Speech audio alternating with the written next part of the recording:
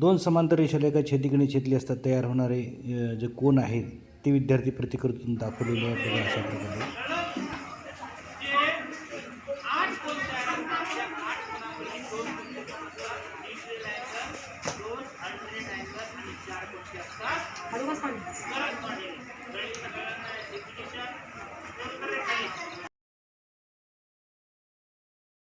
आलेखावर बिंदू कसे ड्रॉ करायचे हे विद्यार्थी प्रतिकृतीतून या ठिकाणी दाखवलेले आहे बघा.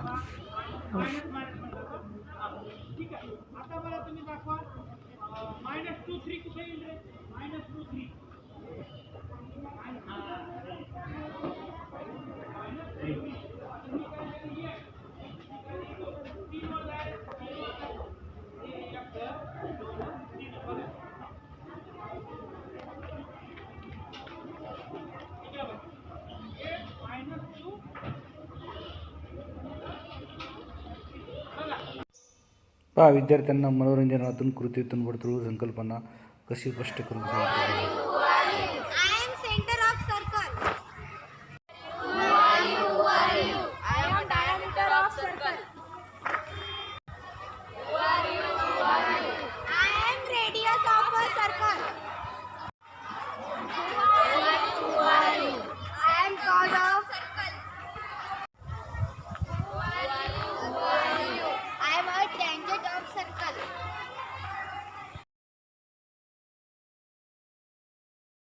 हा कुठला प्रकार शेप आहे बघा. हा हात लावा. कुठला ट्रायंगल आहे बघा.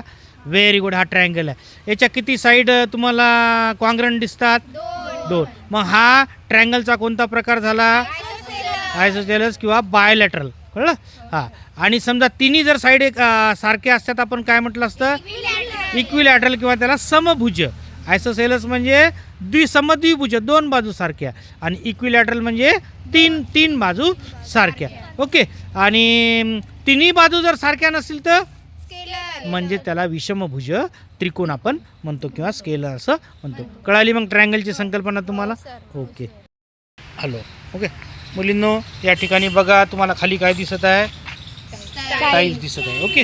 टाईल दिसत आहे. या टाईलचा शेप तुम्हाला कसा वाटते बघता क्षणी? स्क्वेअर वाटते. बघा बरं स्क्वेअर आहे का?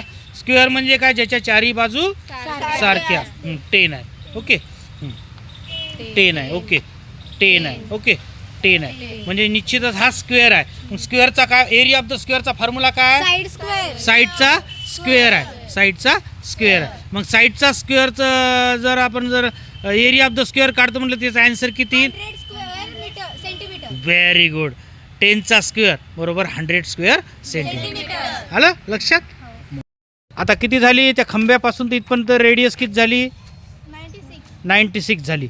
आता डायमीटर काय होईल मग तुमची? 96 मल्टिप्लाइड बाय 2 किती होत आहे? काढा डायमीटर. डायमीटर किती होत आहे? काढा. 192. Very good. म्हणजे याच्यावरून तुम्हाला काय सांगता येईल की रेडियस डायमीटर ही रेडियसच्या दुप्पट असते, आहे की नाही? हा मुलांनो, ही जी आता तुम्ही जे हे आकृती बघत आहे याच्यामध्ये कुठले शेप आहेत सांगा बरं?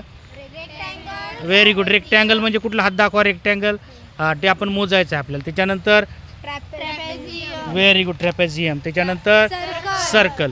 असे अनेक याच्यामध्ये तुम्हाला काय दिसून येतात? प्रकार दिसून येतात. हा खरंच रेक्टँगल आहे का? मोज बरं प्रिया. हां ठीक आहे. हां ब्रेथ झाली ती. हां 18 आहे म्हणजे अपोजिट साईड सारखे आहेत. Very good. म्हणजे हा रेक्टँगल आहे. आणि समजा याच्या चारही बाजू जर सारख्या असत्या तर काय म्हटलं असं? स्क्वेअर म्हटलं असतं. म्हणजे चारही बाजू जर त्या कॉन्ग्रंट असतील तर त्याला काय म्हटलं असतं आपण? स्क्वेअर म्हटलं असतं. आता दुसरा प्रकार म्हणजे विद्यार्थ्यांनो की आता हे दोन शेप सारखे आहे. शेप सारखे हे आणि त्याच्या खालचा, तर आपण याला काय म्हणू? कुठले चौकोन आहे? चौकोन कसे आहेत म्हणू आपण? Very good. याला एकरूप चौकोन म्हणू, कारण की हे शेप कसे आहे? सारखे आहेत.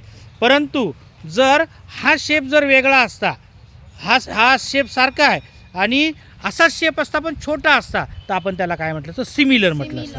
कळलं मग कॉन्ग्रंट आणि सिमिलर मधला फरक? ठीक आहे. ओके. आता नेक्स्ट बघू. -8/60 भाग करायचे आहे, तर संघर्ष करून दाखवणार आहे. चला संघर्ष. किती भाग करायला लागेल पहिले? -8/60 कर भाग.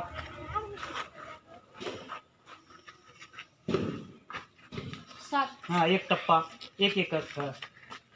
एक एककामध्ये 7 भाग केले. हे 7 हा, आता -8 भागीले असता बिंदू आपल्याला दाखवायचा. कुठं दाखवणार? इथे सर हा, म्हणजे मोजून दाखवू पहिले 8. 1 2 3 4 5 6 7 8.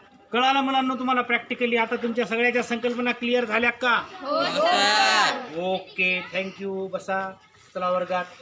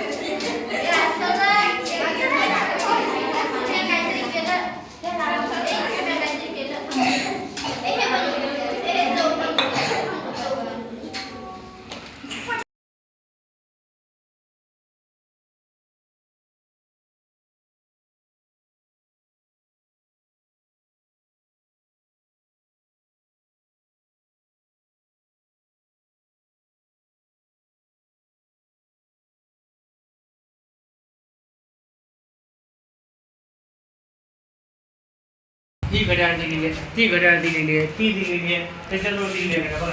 आता आपण हे किती घेतली? किती वाजले? 5 वाजले. 5 वाजल्यानंतर शेप पहा कसा झाला. कसा झाला? असा शेप झाला. म्हणजे हा कोणता अँगल असेल? साहजिकच हा 90 पेक्षा जास्त आहे. मग तुम्हाला सांगितलं की 1 मिनिट म्हणजे 6 6 5 मिनिट म्हणजे 30. आता याच्यामध्ये किती झाले? 5 10 15 20 25 गुणिले आपल्याला 6 केलं तर किती येते? 150. कोणता अँगलचा प्रकार विना?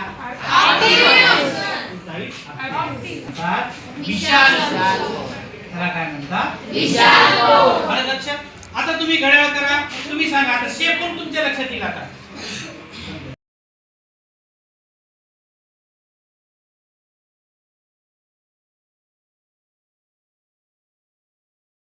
रेक्टँगल बघितला तसं आपल्याला काय करता येते? याच्यावर दाखवता येते. रेक्टँगलला आपण काय म्हटलं होतं की ज्याच्या चारही बाजू सारख्या, म्हणजे सॉरी, ज्याच्या समोर असं बाजू सारख्या आहे.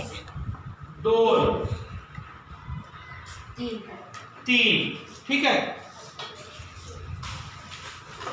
तुमच्या याच्या माध्यमातून तुमच्या काय करताय? मी संकल्पना क्लिअर करताय. किंवा चौकोनामध्ये का बरं आपण त्याला चौरस म्हणतो? का बरं आपण त्याला आयत म्हणतो? आता हे 4 आहे. कळलं? बेरी आहे 4 2. कळलं बारसो? 3 x. तर बाकी कुठल्याही x चा विचार न करता आपल्याला पहिले ते 2x म्हणजे 2x चा स्क्वेअर घ्यायचा आहे. तर हे 2x आणि हे 2x is equal to 2x 2x म्हणजे की 4x चा स्क्वेअर होते. तो दोन्ही